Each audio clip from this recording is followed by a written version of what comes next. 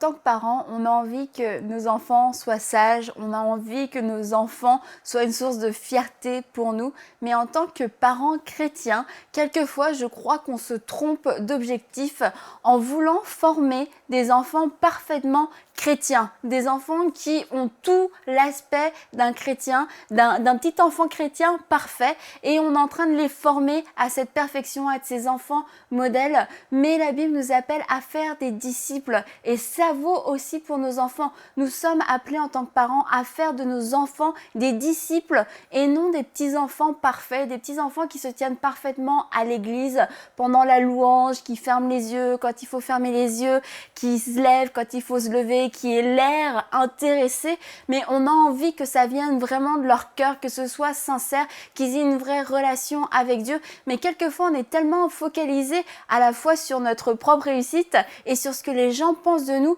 qu'on est en train de former des petits enfants parfaits, et en fait, on est en train de les enfermer dans le moule de la religion. On est en train de leur enseigner comment devenir parfait de l'extérieur, comment avoir tous les signes extérieurs de la vie chrétienne. Et il n'y a rien de plus hypocrite et de plus loin de la vérité. Et moi-même, dans ma vie avec ma fille, je me suis déjà surprise à faire des choses, à lui faire des remarques.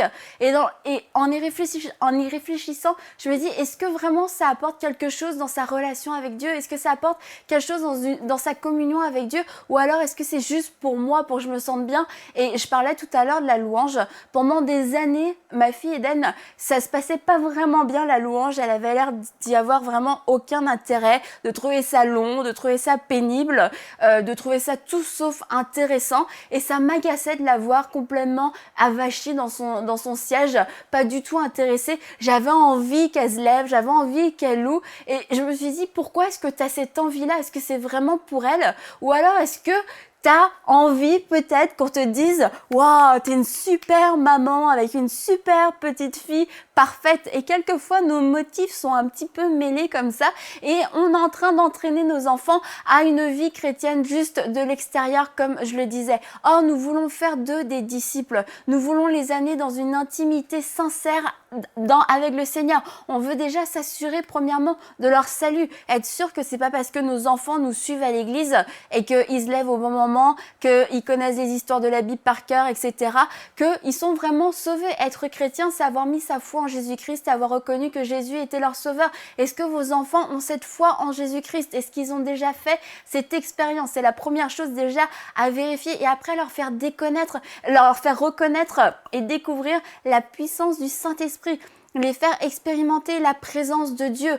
Pas des choses, comme je disais encore une fois, extérieures où on tape des mains, on apprend des chants par cœur, mais vraiment sentir, expérimenter la présence de Dieu pour eux-mêmes de façon personnelle, et pas leur demander de lever les mains quand tout le monde lève les mains, d'avoir l'air exalté quand tout le monde a l'air exalté, mais que ce soit quelque chose qui vienne de leur cœur réellement. Et ça, c'est la manière dont nous devons instruire nos enfants. Et quand on est en train de les former dans ce moule, les enfants vont faire des choses pour nous plaire parce qu'ils vont voir que ça nous plaît, ils vont voir qu'on est content, ils vont voir que quand ils ont l'air de s'intéresser aux choses du Seigneur, ça nous rend heureux, et puis peut-être qu'on est plus gentil avec eux, peut-être qu'on leur donne plus de privilèges, mais on n'est pas en train de les aider à développer une crainte de Dieu. Ils sont juste en train d'essayer de nous plaire, et la Bible nous dit de ne pas chercher la faveur des hommes, et c'est valable en fait pour les enfants, et on ne doit pas les instruire de cette façon-là.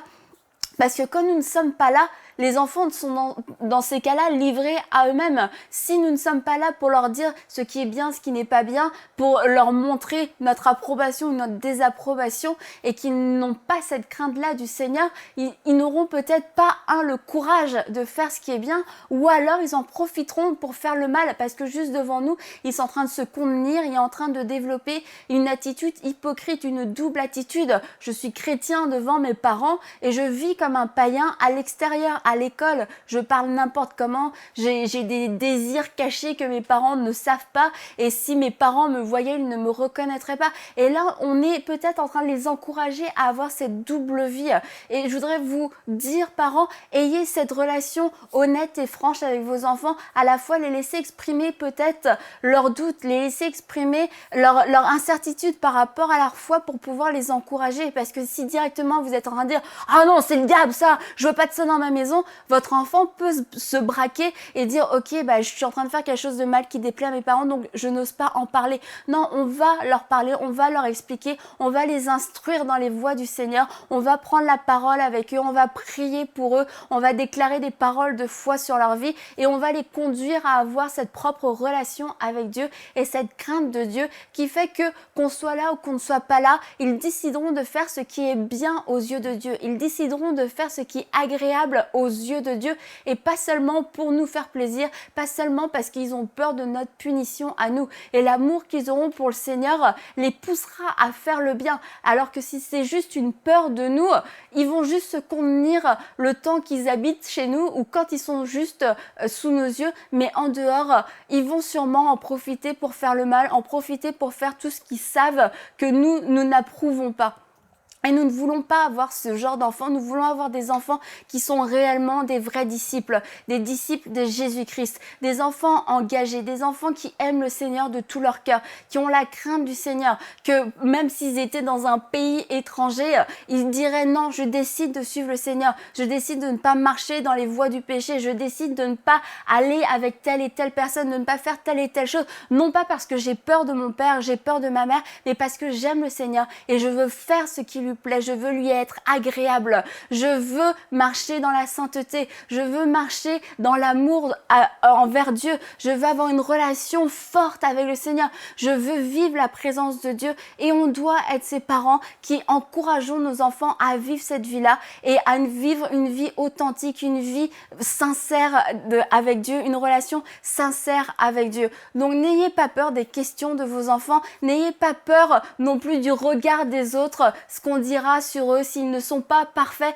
parce que nous ne sommes pas parfaits, nos enfants ne seront pas parfaits et vouloir rendre nos enfants parfaits, c'est un combat qui est perdu d'avance et c'est un mauvais combat. Notre combat, le combat de la foi, c'est d'instruire nos enfants afin qu'ils deviennent des disciples de Jésus-Christ. Pour aller plus en profondeur, vous pouvez lire et télécharger la version complète de cette pensée du jour sur le site enseigne-moi.com. Cette émission est rendue possible grâce au précieux soutien des partenaires d'Enseigne-moi Canal International. Retrouvez tous nos programmes sur emcitv.com.